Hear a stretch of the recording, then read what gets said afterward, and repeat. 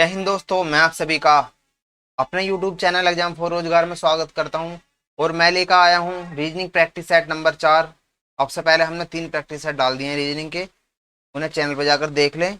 और यदि चैनल को सब्सक्राइब नहीं किया है तो सब्सक्राइब कर दें और हमारी वीडियो को लाइक करें और कमेंट करें। तो चलिए चलते हैं और देखते हैं क्वेश्चन नंबर 1।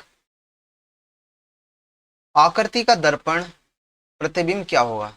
दोस्तों, आकृति का दर्पण प्रतिबिंब होगा, इसमें क्या है हमारा कि यह है, हमारे पास एक आकृति दी गई है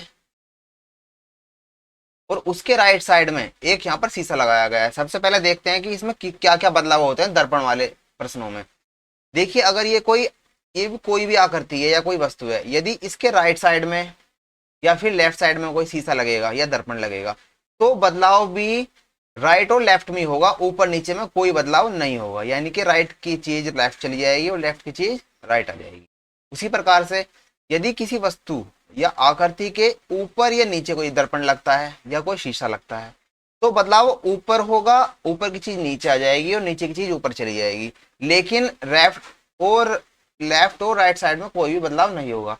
तो जैसे कि हम देख रहे हैं कि यहाँ पर राइट साइड की तरफ शीशा है तो हमेशा राइट की चीज लेफ्ट हो जाएगी। यानी कि अगर इस दर्पण में ये वाली आकृति की चीज दिखेगी तो इस आकृति में ये चीज राइट साइड में है तो वो इस दर्पण में लेफ्ट साइड हो जाएगी। बिल्कुल ठीक है दोस्तों, ये यहाँ पर लेफ्ट साइड में है और ये यहाँ पर लेफ्ट साइड राइट साइड हो जाएगी।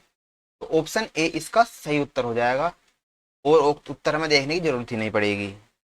देख लेते हैं। देखिए, ये यहाँ पर नीचे की तरफ है और इसका जो दिशा है वो पूर्व की दिशा में है, लेकिन यहाँ ये दक्षिण की दिशा में जा रहा है इस तीर का चिन्ह। ये गलत, ये भी गलत दोस्तों, ये भी गलत है। यानी कि ऑप्शन ए इसका बिल्कुल सही उत्तर हो जाएगा।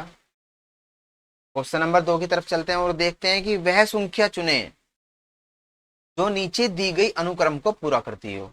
दोस्तों, यहाँ पर कुछ संख्या दे रखी है हमारे नीचे, हमें बताना है कि इस श्रेणी को वो किस प्रकार से पूरा कर सकती है। यहाँ पर कुछ श्रेणी है और आपस में ये बढ़ रही है, किस हिसाब से बढ़ रही है देखते हैं। 3 के बाद 5, 5 के बाद 4, 3 के बाद 5 बढ़ी तो यानी कुछ बढ़ी, फिर यहाँ पर ये घटेगी दोबारा फिर बढ़ेगी। तो जैसे कि हम यहाँ पर देख पा रहे हैं कि इसमें एक ही श्रृंखला के अंदर 2 श्रृंखला चल रही है। जैसे कि हम देख पा रहे हैं कि 3 से 4 पहुंचने के लिए प्लस का 1 करना पड़ेगा। उसी प्रकार से 15 से 16 पहुंचने के लिए यहाँ पर भी +1, यानी कि पहले का संबंध तीसरे से, फिर 5 से, फिर ये 7वें से। तो उसी प्रकार से यहाँ 4 के क्रम बढ़ेगा +1, 16 के बाद में 1 जोड़ देंगे 17 हो जाएगा और 5 के बाद फिर 1 जोड़ देंगे तो 6 हो जाएगा और यहाँ पर 16 के बाद में जैसे ही हम 1 जोड़ेंगे तो यहाँ पर 18 हो जाएगा। यानी कि ऑप्शन नंबर ए इसका बिल्कुल राइट आंसर हो जाएगा। क्वेश्चन नंबर 3 और देखते हैं, इस प्रश्न में दिया गया कौन सा विकल्प निम्नलिखित सार्थक क्रम को पूरा करेगा।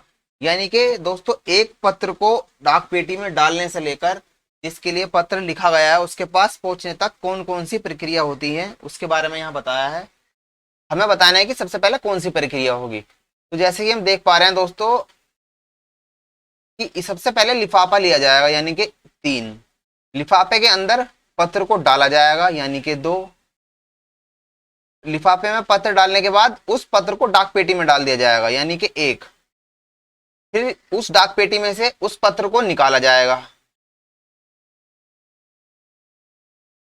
और उसके बाद में नंबर 4 उस पत्र को वितरित यानी कि बांट दिया जाएगा, यानी कि इसका 4 3 2 1 5 और 4 3 2 1 5 और 4, यानी कि ऑप्शन बी इसका दोस्तों बिल्कुल सही उत्तर होगा। यानी कि पहले लिफाफा लिया जाएगा, फिर पत्र को उसके अंदर डालेंगे, फिर उस पत्र को डाक पेटी में डालेंगे, फिर उसकी निकासी होगी पत्र की और उसका वितरण कर लिया जाएगा। देखते हैं क्वेश्चन नंबर 4 क्या कह रहा है।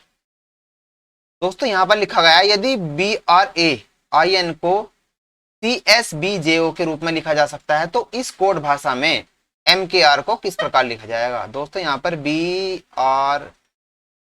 BRAIN को कुछ ऐसी संख्या बदलाव करा गया कि यहाँ पर SBJO में बदल दिया गया। तो दोस्तों, B से C से पहुंचने के लिए हमने क्या करना पड़ेगा, बिल्कुल अगली, यानी कि B के बाद में बिल्कुल आगे C आता है, यानी कि +1, R के बाद में S फिर +1, ए के बाद में बी, फिर +1, आई के बाद में जे +1, एन के बाद में जे, फिर से +1 ओ। तो यहाँ पर दोस्तों मेकर में भी हम करेंगे MEAKER, यानी कि m के बाद में अगर हम +1 करेंगे, यानी कि 13 में यदि हम +1 कर देंगे 14, और 14 होता है n, यानी कि उससे बिल्कुल अगला अल्फाबेट आ रहा है। ए के बाद में बी, के बाद में एल, ई के बाद में एफ, और आर के बाद में एस, NBLFS। दोस्तों इसका सही उत्तर होगा हमारा NBLF और S। इनमें से दोस्तों कोई सा भी नहीं है।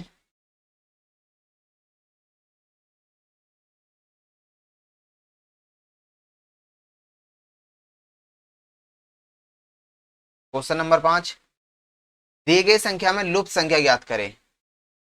दोस्तों यहाँ पर एक संख्या दे रखी है, यानी कि श्रेणी है एक, और उसमें क्या बदलाव हो रहे हैं जो आने वाली संख्या आ जाए। सबसे पहले हम देखेंगे 3 से 120 पर पहुंच गए, यानी कि संख्या जो श्रृंखला है वो तेजी से बढ़ रही है। वो तेजी से मतलब है, इसका मतलब गुणा हो रहा होगा या फिर स्क्वायर हो रहा होगा, या गुणा के बाद में कुछ जोड़ हो रहा होगा। तो देखते हैं क्या हो रहा है इसमें। 3 से 12 पे पहुंचने के 2 ऑप्शन है, 3 चौक 12। तो फिर इसमें आगे देखते हैं, तो 12 के बाद 39 जो है उसमें भी 4 के गुणा करेंगे यदि, तो 39 आना चाहिए, जबकि आता है 36, तो गलत है दोस्तों। तो इसका मतलब ये इसमें ऐसा हो रहा है, 12 चौक 48 हो जाएगा, यानी कि। एक दूसरा तरीका है कि 3 गुणा 3 और प्लस के 3, 3 3 9 और प्लस के 3 यानी कि 12। आगे देखते हैं कि 12 से 39 पे पहुंचने का क्या एक तरीका है। तो 12 गुणा 3 प्लस के 3, 12 3 36 और प्लस के 3 यानी कि 39, बिल्कुल सही दोस्तों। तो बस इसमें क्या करेंगे, 120, 120 गुणा 3 और प्लस के 3, 12 120 दिया 360 और प्लस के 3, यानी कि 363। ऑप्शन नंबर डी इसका दोस्तों बिल्कुल सही उत्तर होगा। देखते हैं क्वेश्चन नंबर 6 क्या कहता है।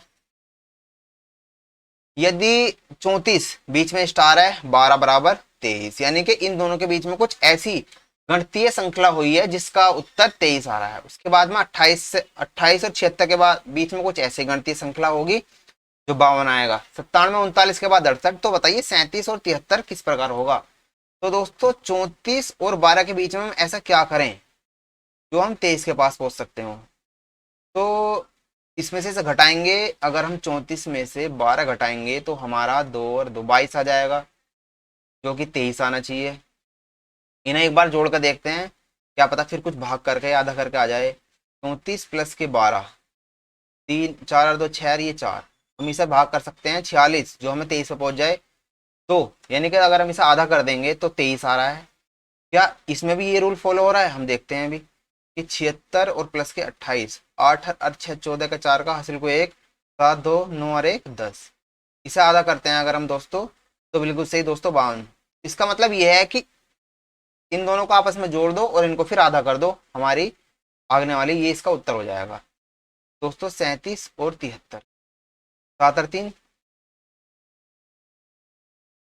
7 3 10, और फिर 7 3 10 और एक कैरी 11, यानी कि 110। फिर इसे आधा करते हैं, यानी कि 2 से भाग करेंगे, 2 पंजे 10 और 2 पंजे 10, यानी कि 55। ऑप्शन नंबर ए इसका दोस्तों बिल्कुल सही उत्तर हो जाएगा।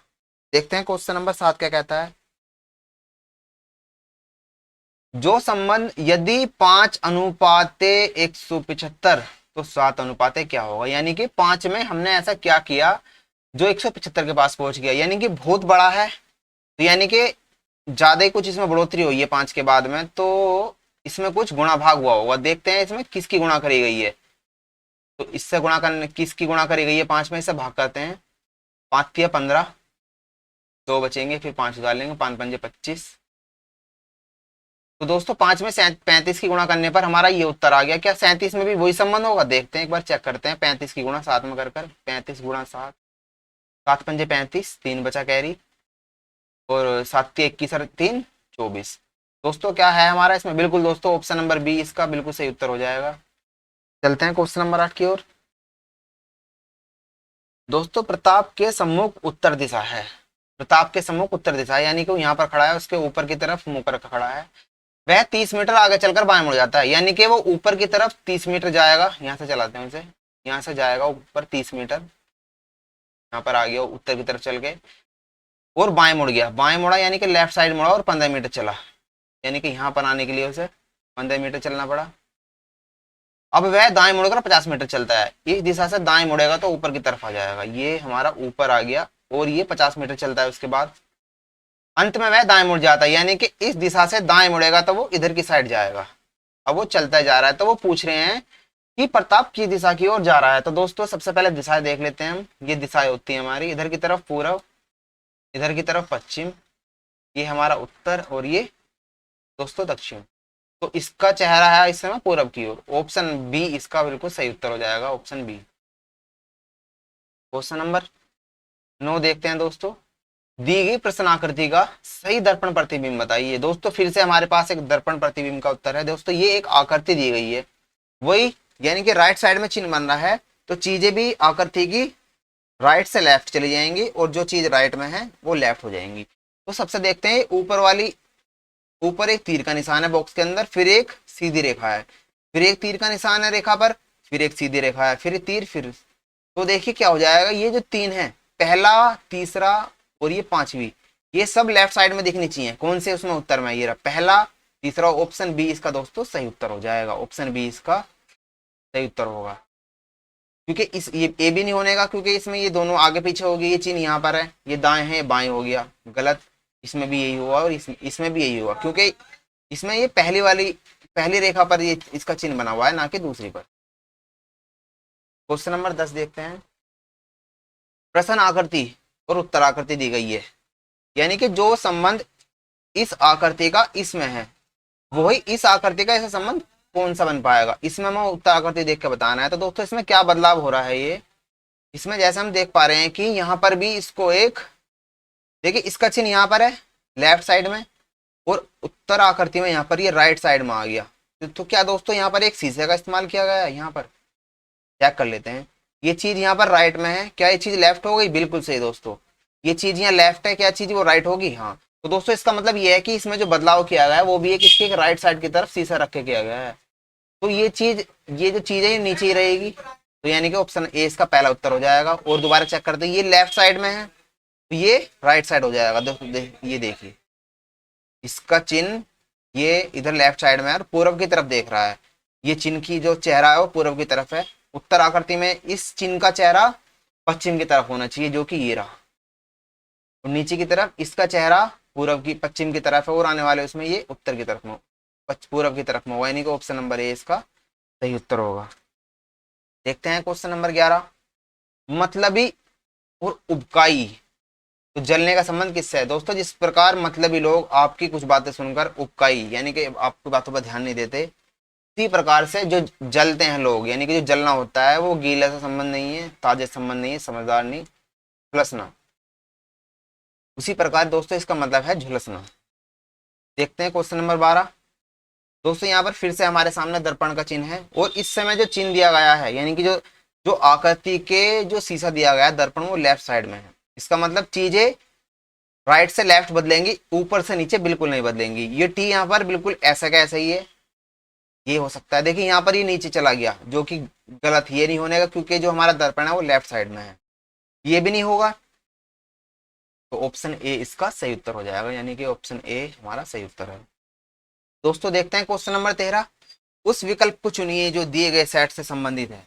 दोस्तों हमारे पास एक सेट दिया गया है, और 12, 20 और 28, 12 से 20 हुआ, 20 से 28 हुआ। तो दोस्तों 12 से 20 होने के लिए 8 जोड़ दिया गया, और फिर 20 से 28 होने के लिए फिर 8 जोड़ दिया गया। तो देखते हैं क्या कुछ ऐसी है नीचे इनमें सेट जो बिल्कुल सेम चीज से जुड़कर बढ़ रहा हो। ये 7 से 14, यानी कि 7 जुड़ेगा फिर 14 जुड़ जाएगा, ऐसा कुछ नहीं हो रहा इसमें। तो देखते हैं 18 से 30, 12 जोड़ दिया गया दोस्तों, और फिर ये 30 से 12, फिर से 12 जोड़ दिया गया, 42। तो सेम चीज बढ़ रही है, ऑप्शन नंबर 20 का सही उत्तर हो जाएगा। क्वेश्चन नंबर 14 दोस्तों, मंदिर, धर्म और मस्जिद। जिस प्रकार धर्म, मंदिर एक धर्म का हिस्सा है और मस्जिद भी एक धर्म का हिस्सा है, तो मतलब ये हमारा मंदिर, ये हमारी मस्जिद, ये दोनों ही ये धर्मों का हिस्सा है, चाहे अलग अलग हो सकती हो लेकिन ये धर्म से संबंधित। Question number 15। दोस्तों आकाश केशव का पुत्र है, यानी कि आकाश किसका पुत्र है? केशव का। रक्त संबंध में हमेशा चकोर हम बनाएंगे, ये स्क्वायर किसी मेल के लिए हो, मेल से संबंधित। गोल बनाएंगे फीमेल के दर्शाने के लिए। अगर बीच में एक डंडा लगाते हैं तो एक दूसरे के भाई बहन है, डबल लगाएंगे तो पति पत्नी। तो दोस्तों इसी हिसाब से सवाल करना शुरू करते हैं। नीचे बनाएंगे तो हमारे बच्चे, ऊपर बनाएंगे तो हमारे माता पिता। आकाश केशव का पुत्र है, यानी कि एक और आकाश पुत्र है किसका? ऊपर कर देंगे केशव का।